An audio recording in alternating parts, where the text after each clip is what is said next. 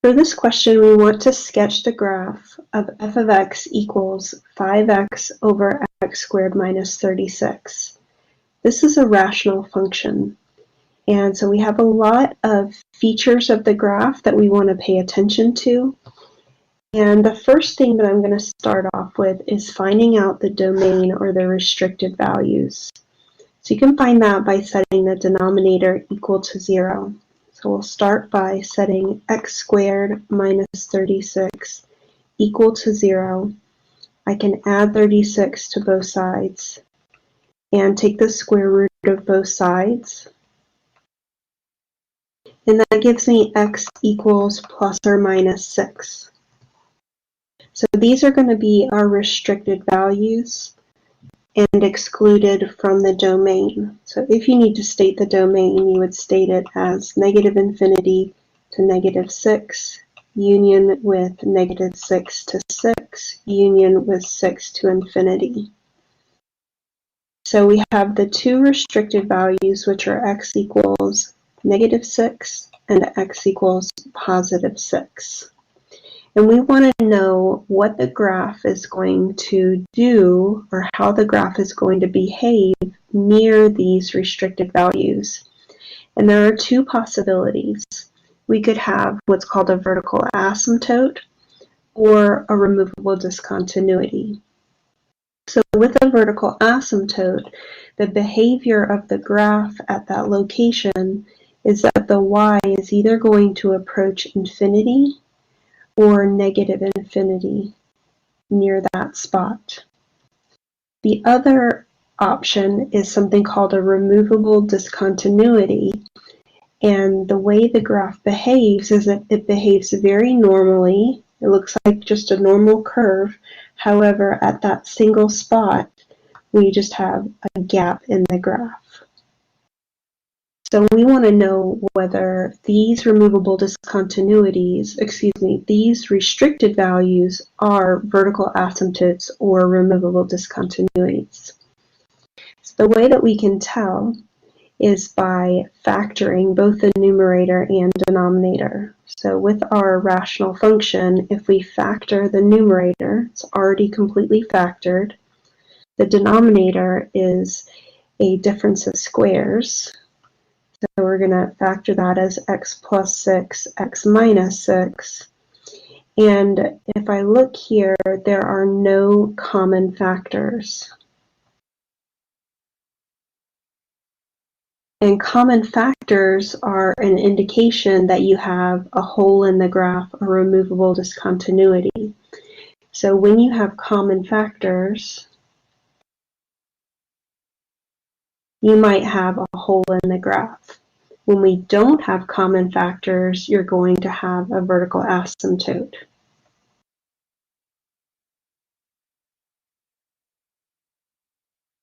So I know that these two restricted values are going to have vertical asymptotes. We have a vertical asymptote at x equals negative 6 and another vertical asymptote at x equals 6. So then we want to find any horizontal asymptotes of the graph. This is really called the end behavior.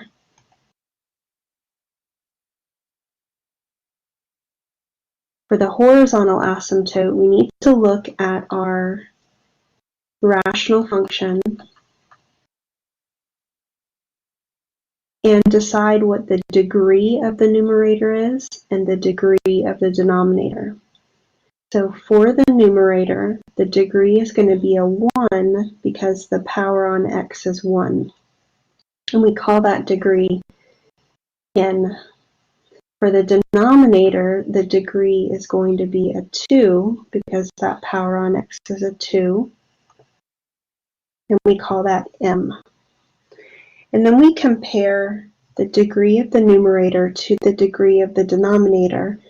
And that's going to indicate to us what the horizontal asymptote is, if there even is one.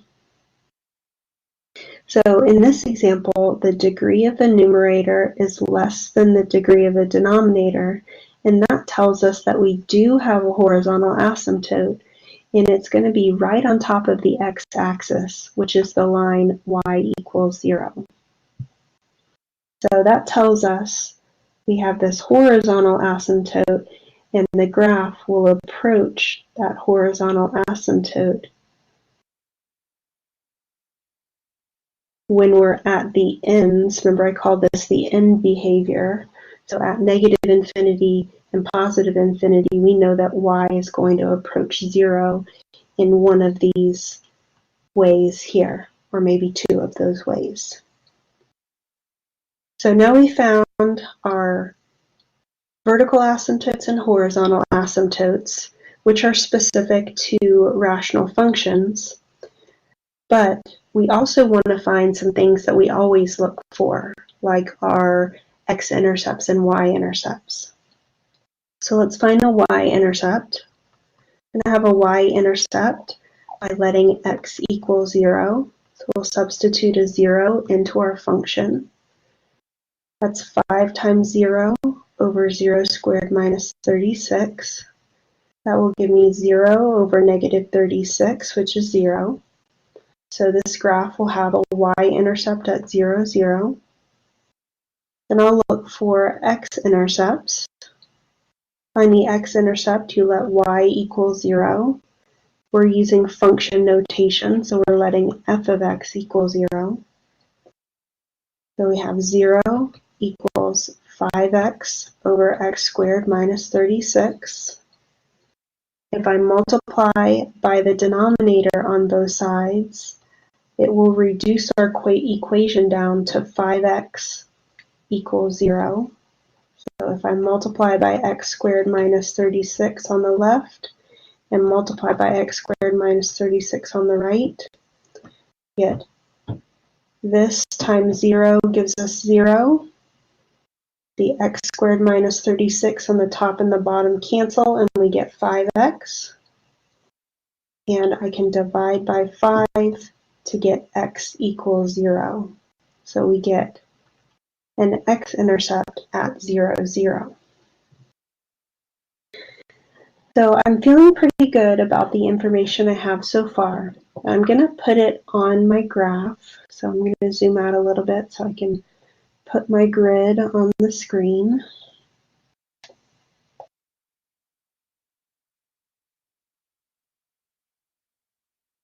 And what we've figured out so far is that we have a vertical asymptote at x equals negative 6. I'm going to draw in that dashed line.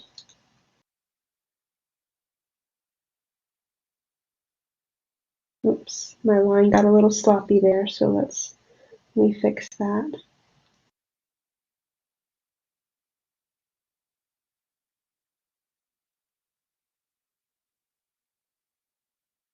And then another vertical asymptote at x equals 6.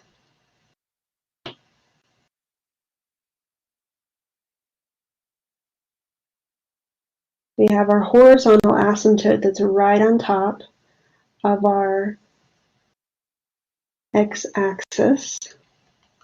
Let me label those. So we have our vertical asymptote at x equals negative 6, another vertical asymptote at x equals 6, and our horizontal asymptote at y equals 0. And let's draw the graph in this pink color. So I've got right here that ordered pair of 0, 0, which is my x-intercept and y-intercept. Now, so this is a really good starting point, but I need to look at the behavior of the graph around the asymptotes. So I need to know what's going on to the left and to the right of this asymptote and to the left and to the right of this asymptote. This is going to help me to know whether my graph is going to infinity or negative infinity. So I'm going to plot some extra points. And like I said, I'm going to go on either side of my vertical asymptote. So I'm going to use an x of negative 7, an x of negative 5, an x of 5, and an x of 7. And I'm going to substitute that into 5x over x squared minus 36. So this is going to work out to be 5 times negative 7 over negative 7 squared minus 36. That's negative 35 over 49 minus 36. Let's see what 49 minus 36 is. That's 13. Oops, sorry. That's going to be negative 35 over 13, which is approximately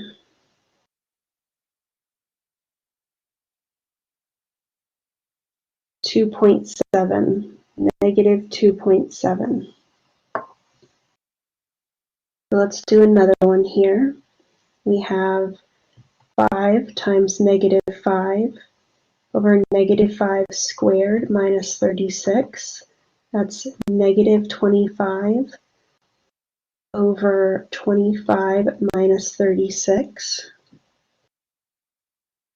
So we get negative 25 over negative 11, which is about 2.3.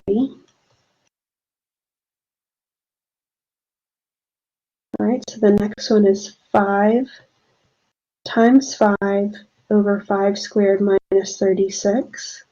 That's 25 over 25 minus 36. And we get 25 over negative 11. So that's approximately a negative 2.3. We have 5 times 7 over 7 squared minus 36. That's 35 over 49 minus 36. And that's 35 over 13. And that gives a positive 2.7 approximately. So now that I have these extra ordered pairs, you're going to see how we draw the graph. So negative 7 and negative 2.7 would be about right here. Let me use that fuchsia color. Then we have negative 5 and 2.3, which is about here. Then we have a positive 5 and negative 2.3. And 7 and 2.7. So you're going to use your asymptotes to say how to draw the graph. We know that we have a horizontal asymptote at 0, so I know at the end the graph will approach that asymptote. And then we have a vertical asymptote at -6, and my graph will go to negative infinity along this section. These 3 points are going to connect to each other. And this one goes to positive infinity, and this one goes to negative infinity. And this point goes to positive infinity and follows the horizontal asymptote this way. So that gives us a sketch of this graph. The graph of 5x over x squared minus 36. So for this question, we want to use the graph to find the horizontal asymptote, if any, of the function. We really need to know what a horizontal asymptote is before we look for it on the graph. Here's our definition from the notes. The line y equals b is a horizontal asymptote of the graph of a function f if f of x approaches b as x increases or decreases without bound. Symbolically, if f of x approaches b as x approaches infinity or negative infinity, then y approaches b is a horizontal asymptote. Now that wording may not have cleared everything up for us, so let's try to simplify it. When we look at this portion of the definition, it says f of x approaches b. So we want to keep in mind that f of x is y. So we're saying that our y is going to be approaching a certain number. Now in this part, it says x increases or decreases without bound. So that portion of the definition says that y is going to be unrestricted, unbounded, and unbounded is when we talk about infinity. So x is going to be approaching infinity or negative infinity. Now this x part is very significant because it tells us what portion of the graph to look at. We have our x scale, which is our x-axis here. And if x is approaching infinity or negative infinity, we're talking about this portion of the graph. This is where x is approaching infinity. And this portion of the graph where x is approaching negative infinity. So this part of the definition is telling us where to look on the graph. And if this is going to be, or if this graph is going to have a horizontal asymptote, then we need y to approach a certain number. And if y approaches that number, then we have a horizontal asymptote that number. So let me erase my markings here so that we can see the graph more clearly. And we're paying attention to what we see in blue. This line, we want to pay attention to the y value, and we notice that this graph is getting closer and closer to the x-axis. And so is this one on the other side.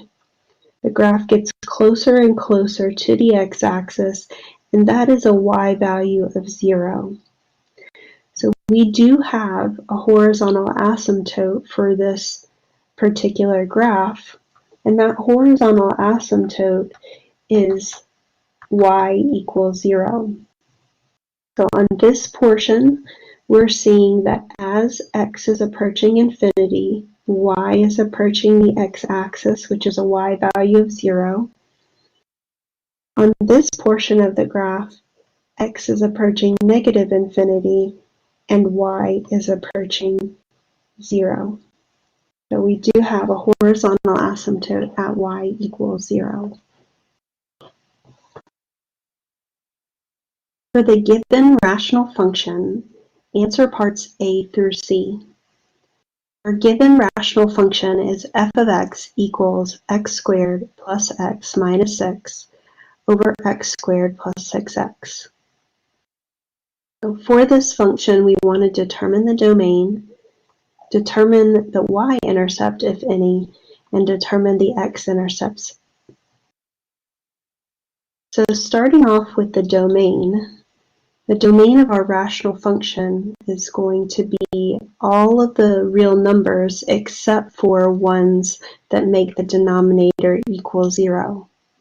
So we're going to start by setting that denominator of x squared plus 6x equals 0. I can factor this by factoring out the greatest common factor of x. And then I can set each factor equal to 0. That's x equals 0 and x plus 6 equals 0. And subtract 6, so we get x equals negative 6. So these are going to be our restricted values. And if we think about those restricted values on the number line, negative 6 and 0 are the restricted values, but all of the other numbers on the number line will be included in the domain.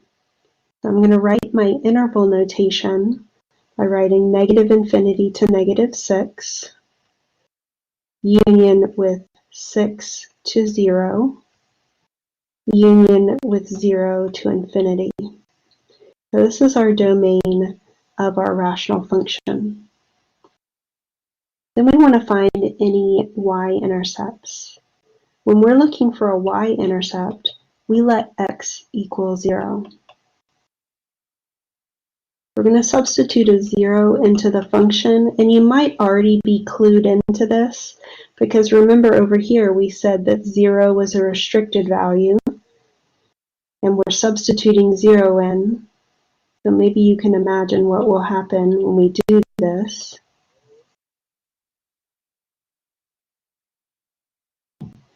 So if I substitute a 0 in for x, I'm going to end up with -6 in the numerator and 0 in the denominator, which is undefined.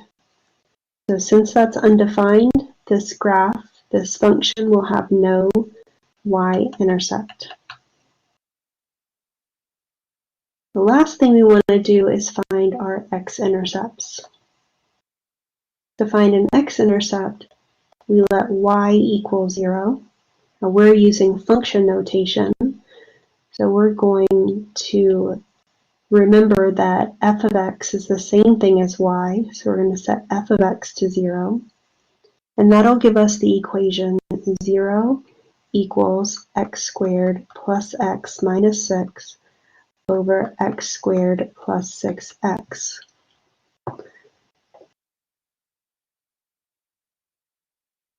Looks like I have a mistake over here. I wrote this as a positive 6 on the domain, so that should be a -6 right there. Okay, so continuing on, we want to solve this equation. This is a rational equation, and when you have an equation like this, you want to clear the denominator, and you can clear the denominator by multiplying both sides by it. I'll multiply the left by x squared plus 6x, and I'll multiply the right by the same thing. We have to balance our equation by doing the same thing on both sides. We're going to multiply by x squared plus 6x on the left and right. On the left we get 0, and on the right that denominator gets cleared or canceled. So we're left with x squared plus x minus 6. We're going to factor to solve this quadratic. X times x would give me this x squared. I can use 2 times 3 to give me the 6, and I need to create a middle term of a 1x, so I'm going to make this a positive 3 and a -2. We're going to set each factor equal to 0, and that gives x equals 2 and x equals -3. So this rational function would have x-intercepts at 2, 0 and -3, 0. So we have our domain of -infinity to -6, union with -6 to 0, union with 0 to infinity. We found that this function has no y-intercept and 2 x-intercepts of 2, 0 and -3, 0. Use the graph shown to find the following: the domain and range, the intercepts, the horizontal asymptote, vertical asymptote, or oblique asymptotes. We have this picture over here, which is a picture of our graph. Let's see if I'm missing some of it. And on the graph has been marked in blue here. And I'm going to assume that there are arrows on the ends of these lines, meaning that the pattern that's established has been continued. And then I'm also noticing these red dashed lines, and we usually use the dashed lines to indicate when there is an asymptote. So it looks like this asymptote has been marked at -2 and +2. These are both vertical asymptotes. X equals -2 and x equals +2.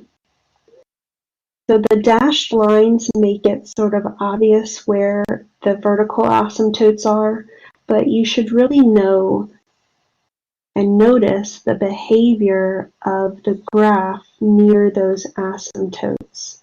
What you should notice is that y is approaching infinity, or y is approaching negative infinity near those asymptotes. And you can see that is the case in these examples.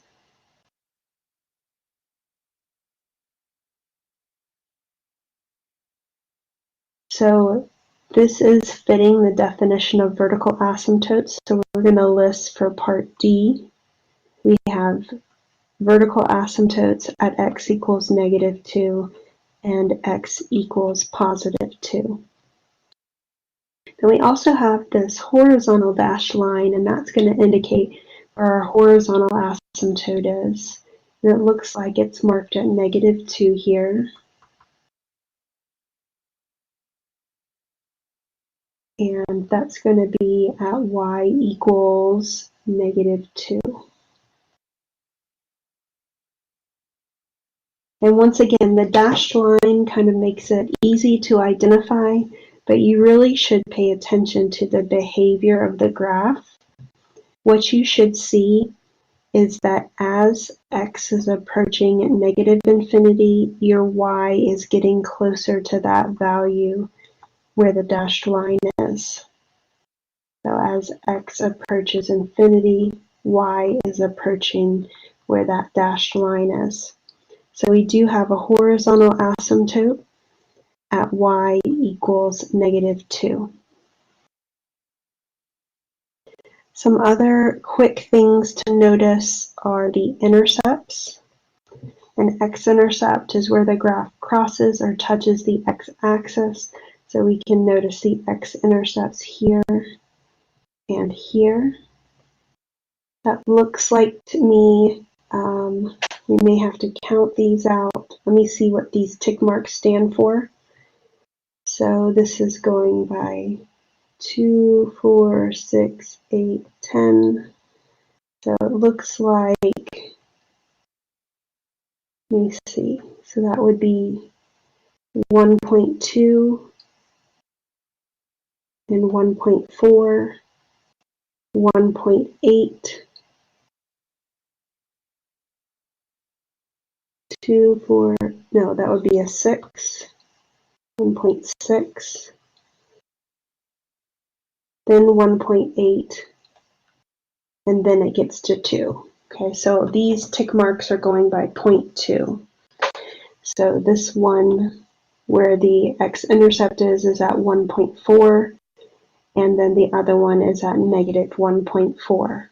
So we have x-intercepts at x equals 1.4 and -1.4. And then we have a y-intercept that looks like it's right at -1. So we have a y-intercept at -1. Since I don't see any slanted dashed lines, I'm going to say that there is no oblique asymptote. And then the final thing that we need to find from this graph is the domain and range. So with the domain and range, we're looking for which x values are included in the graph and which y values are included in the graph. So when I'm looking at the x values, I'm noticing that because of this arrow going to the left, that all the numbers to the left are going to be included, so starting at -infinity. So all of these x's are included in the domain. When we get to the asymptote will not be included because that's going to be a restricted value. This portion of the graph right here is showing me that all of these x values are included in the domain, but not that asymptote. And all of these x values are included because of this line right here. So our domain is going to include all real numbers except for where those vertical asymptotes are at -2 and +2. So there are two ways we can write that. We can write that with interval notation.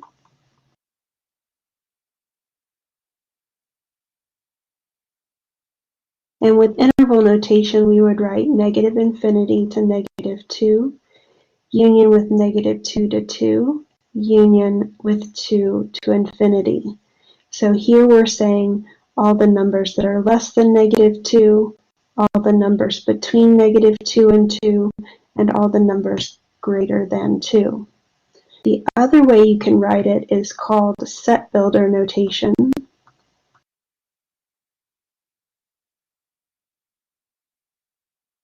And with set builder notation, we use curly braces, and we're going to say x because we're talking about the domain. And we're going to write a vertical bar here, and after the vertical bar, we're going to set some rules or conditions. We're going to say that x cannot be equal to -2, and x cannot be equal to +2.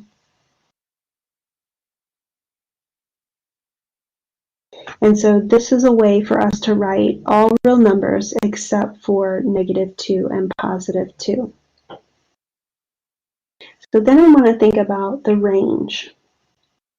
So the range is my y scale. So I've got this arrow going up on both sides, so I know all these y values are included, and this line goes down to here, so I know that all these y values are included. These lines over here go all the way down and up to the asymptote. So all of these numbers are included in the range. But it stops at that asymptote. So what you'll notice is that there is a gap between the bottom of that curve and where the asymptote is. That group of y values is not included in the range. So we need to come up with a way to represent that in both interval notation and in set builder notation. So in interval notation, we would say -infinity to that y value right there, which is -2, union with this y value right here, which is -1, -1 to infinity, and in set builder notation, we would write curly braces with a y, and to represent this interval here from -infinity to -2, we're going to say that y is less than -2, and this interval here, y needs to be greater than or equal to -1. So y such that y is less than 2, y is less than -2, and y is greater than or equal to 1. And I think this should be an or between these.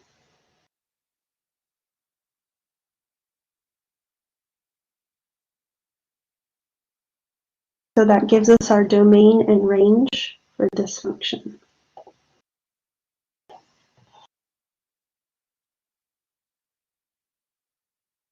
A ranger has 5,200 feet of fencing available to enclose a rectangular area bordering a river. He wants to use part of the fence to create 2 partitions to separate his cows, horses, and pigs by dividing the enclosure into 3 equal areas. No fencing is required along the river. Let X represent the length of the partitions. And we want to complete parts A through D. So let's take a look at that picture. We have 2 partitions that are placed in the middle of this rectangle so that we can divide up the enclosure into 3 areas. So we have 2 partitions which create 3 areas. We don't need to put any fencing along this side. And in part A, we want to create a function that represents the area, the total area of the rectangular enclosure as a function of x, where x is the length of the partition. So when we want to write the function as a function of x, that means that's the only variable we want to use in our function. So if we want to represent area of the enclosure, we have this rectangle, this large rectangle, which encompasses the area of the rectangular enclosure, and this is going to have some length to it. I'll call that L.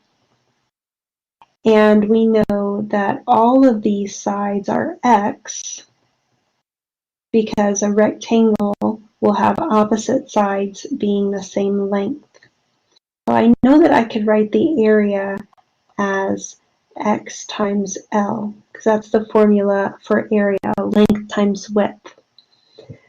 But the problem is we want a function of just x, and we have another variable L. So we want to get rid of that variable L. So we're going to use some information in the problem. We're given 5,200 feet of fencing, and the fencing is going to go along these sides right here, the sides in the partition, as well as this side right here that is running parallel to the river. So this L here, that side is parallel to the river.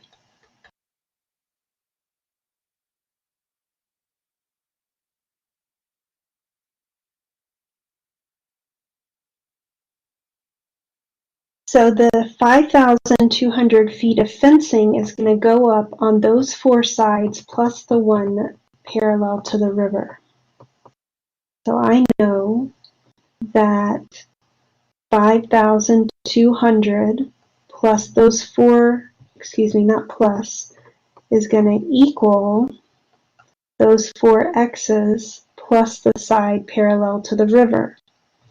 Then I can subtract 4x from both sides,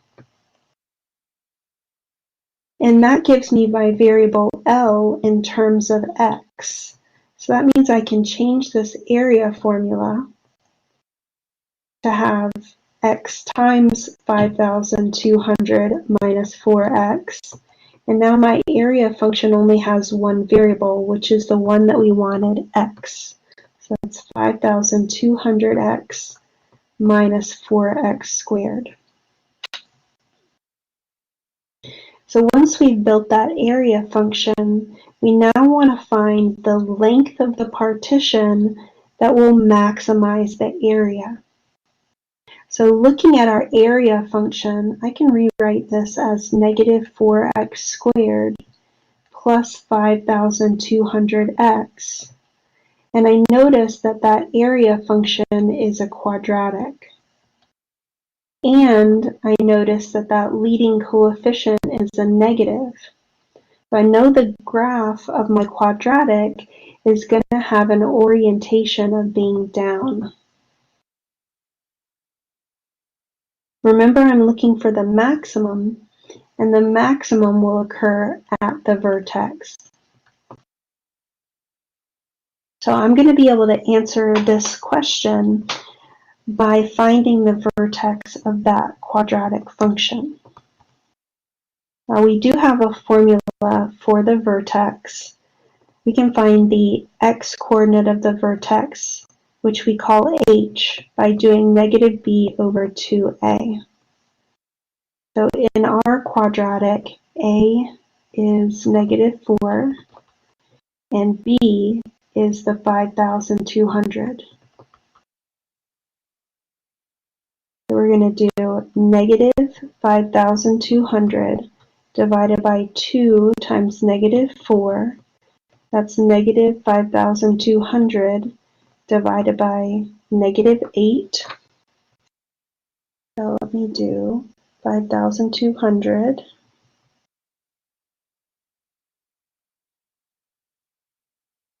divided by 8, and that gives me 650. And since we're looking for the length of the partition, that is our x, this 650 is the length of our partition because h is our x coordinate. So we are going to have a length of, I'm just looking back to see what units we're using. We're using feet.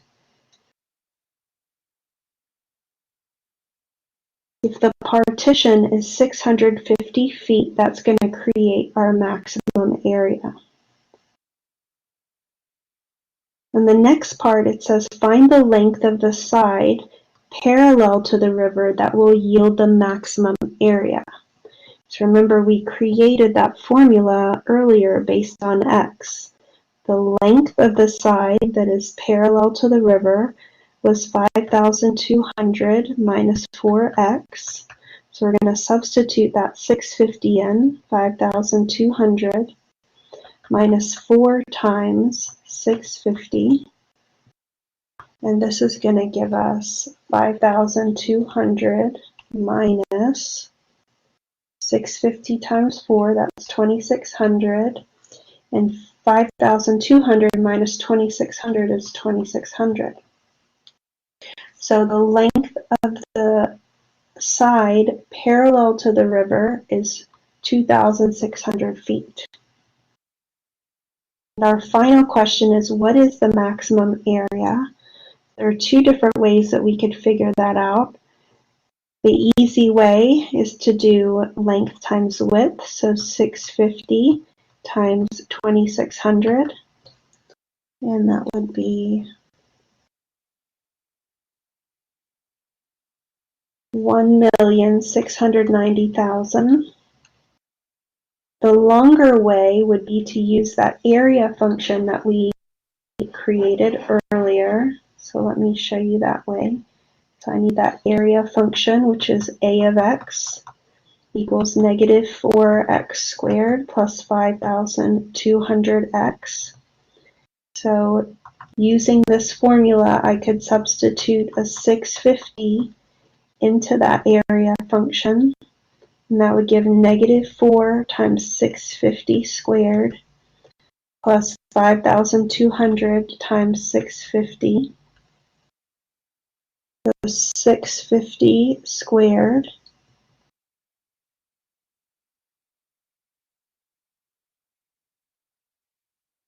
is 422,500, and 5,200 times 650 is 3,380,000, and we have 4 times 422,500.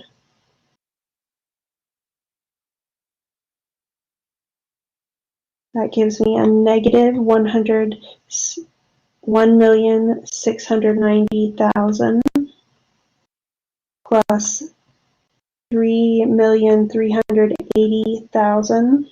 Got an extra 3 there. And if you add those two together, you're going to get 1,690,000. And this is our maximum area, and our units will be feet squared because area is measured in square units.